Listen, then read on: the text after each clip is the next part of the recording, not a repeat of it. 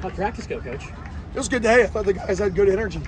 I mean, I think when that's the goal. You're in week 10, right? What teams have good energy and are practicing, getting better. And I really think even though our tempo of our practices are way lower than they have, well, not way lower than they have been, but we had 3 or more linemen go down, so you just can't rep as many as you have. But I think the intensity mentally and the focus was there. There's a really uncertain situation with the quarterback at UCLA, and ironically, all 3 quarterbacks that could play this week actually played last week. Does that kind of help when you try to prepare for a quarterback they may have not seen earlier in the season, but I get to see now? Yeah, I mean, it's interesting because when you see guys play in different stages of the game, they're all different situations. So how much are they calling a game to, when you don't prepare for a starter, right? How often are they calling that game based off of the game plan? Are they calling that game based off of that starter's ability? How much of what that starter's strengths are in the game plan? So, okay, they may have a runner that starts this week, but they haven't had it in weeks past maybe. Well, how much of those running schemes were built into the plan for him? So it's really hard. You got to say, okay, what is this guy's strengths? What are these guys' strengths? And what has the coordinator done with the past with people like these strengths? But I don't think you can just carbon copy and say, okay, this guy's thrown it 80% of the time he's been in and run it 20. Well, he's been in the fourth quarter when they were down. That's, so I think you have to kind of read and predict a little bit what's going to happen based off what the coordinator likes to do and then the skill set of the player. You've got a lot of young players that are getting experience based on the injuries. How much can that, even though it's growing pains now, help moving forward? Oh yeah, it's huge. I mean, we had a true freshman walk on punt return. That's awesome. That's unbelievable last week. We have guys working right now. We have a guy in the top 7, true freshman walk on in the top 7 up front. And those things are unbelievable experience for those kids to get those reps early. And it's only going to make us better in the future. But for me, I'm worried about the right now. I'm not worried about the future until the future comes. I'm worried about how can we be the very best this week? How can we be the very best today? It's not about just building for the future. It's we want to build for the future, but I also want to freaking win. So we're going to do everything we can to win the football game, put our players in the best position to win. Also knowing by default, the future is getting built at a little bit faster rate because of, the unfortunate injuries. Although UCLA's quarterback situation is a little uncertain, their run attack has been consistent for a bulk of the season. What are the challenges with facing a elite rush attack like that? Yeah, you got to have correct fits. I mean, this is a team that's going to do put different formations and motions with their inside zone, with their G lead, with their outside zone, backside inserts, with their extra duos, where they bring 2 to 3 guys back, wideouts back, slipping across the formation if you're a man team. So you got to be able to understand where you fit in the scheme because you don't know exactly what you're going to see. Formationally in motions, you just know what the end game is going to be. So you have to be able to know where you fit in the puzzle, but you've just never done this specific puzzle before. Coach, how much of a challenge has it been to deal with the injuries, especially up front? Yeah, I mean, it's a challenge. You'd be lying to say it's not a challenge, but it is what it is. But yeah, it's a challenge. And, you either rise to the occasion or you quit. And, we're going to do more creative things. If more guys have gone down, you got to get a little bit more creative. We'll be more creative this week. And some people will call it tricky and goofy, whatever it is. It doesn't matter to me. It's what I think is the best position for our football team to go out there and score and win. And it may not be conventional, but it doesn't matter because it's what I think is best for our football team. And some people will like it, some people won't like it. I really don't care. Coach, how do you game plan for all the motions and different sets you're going to see from Chip Kelly this week? You just got to teach your guys the fits. Line up in this formation, what's the fit on this run? This formation, what's the fit? Bonus to hat. How do we fit if they gain a hat? Right? Well, it's the same fit. You just add extra. You're outside the fitter. Right? What do you got to do when they motion or bring the dude back? If you're chasing, you better get back vertical so the ball doesn't bounce outside you. Right? And get back downhill. So you just practice all of the pictures they create from just random things. You don't practice what they've done. You just practice random things that fit what they do. And I mean that. That's a philosophy. There's a lot of defenses you practice like that when you play teams that aren't copycat teams, which means they don't copycat what they did the week prior.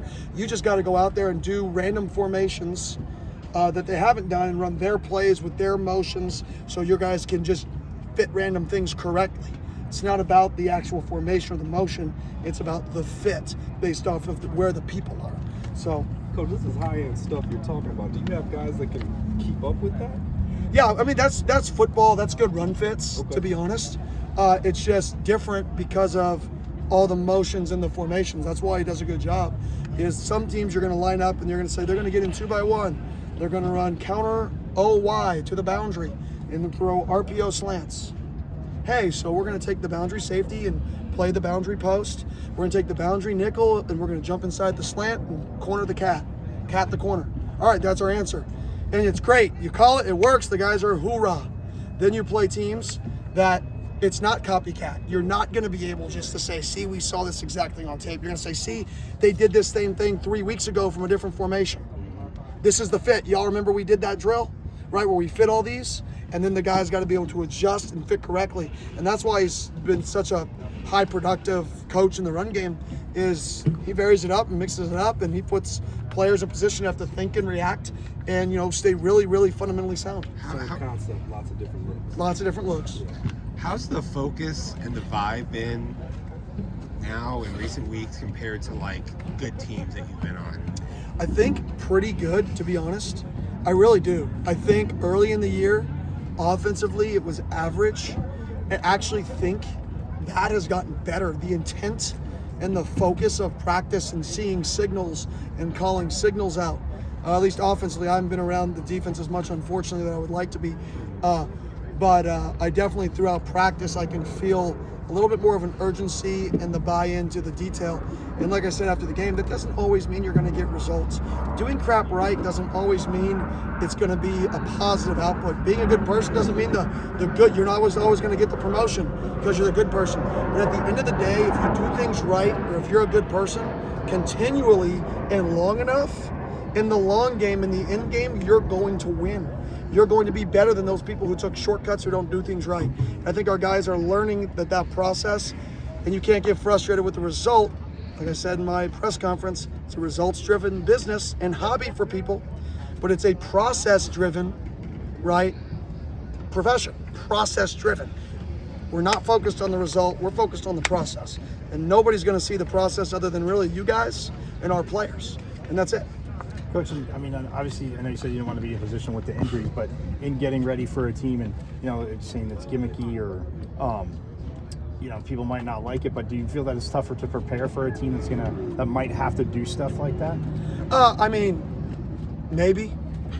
I mean, but obviously, if it was better to just be gimmicky all the time, there'd be somebody who's coaching at Auburn or Georgia, right? That would be gimmicky all the time. Right? Football is won through toughness, physicality, extreme effort, and detail. Who can do this, who can block, who can tackle, and who can do things right. That's where the game is won. And the best teams in the country, they block, they tackle, they run people over, right? And they do it right over and over and over and over again. That's why I say it's not a schemed game. Football is very, very, very simple. It's culture-driven. The best cultures in the country win. And culture takes time. There's no shortcut to a culture. You can't just show up here and say, hey, we're going to hit people and be physical, and 9 months later be the most physical team in the country. Because somebody else has been doing that for 18 years. Right? It takes time to build that. Coach, you mentioned how you're not able to watch defense as much as you like. How much has your trust in Brian Ward played in your ability to kind of just stay focused on the offense? Yeah, unbelievable trust. Unbelievable trust. I believe that they do things right. I sit into some of the defensive meetings when we're out of the building, off the field. I can, get a beat on what they're doing. I mean, unbelievable trust. That's why I can do it. Coach, how excited are you for Sun Devil basketball to start tonight? And will you be watching any of the game tonight? Yeah, if I have time, I'll watch the game. Maybe at my radio show I'll watch. Maybe it'll be behind me instead of the big photo of me. I don't know why they put up. They could put the game for everybody to watch. That'd be exciting, right? That'd be a good thing.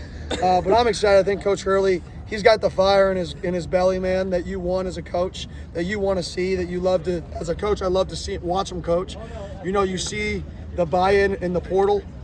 For him, I mean, his recruiting class right now is freaking unbelievable. They're on a huge roll, and I only think this year can continue to build his momentum. But I love watching him coach. I love watching the passion and energy he has that he pours into the guys.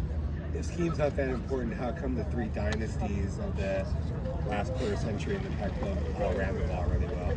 Oregon, Chip Kelly, David Shaw, and of course USC. Yeah, when I say scheme's not important, I mean the like, are we gonna run like tricky schemes?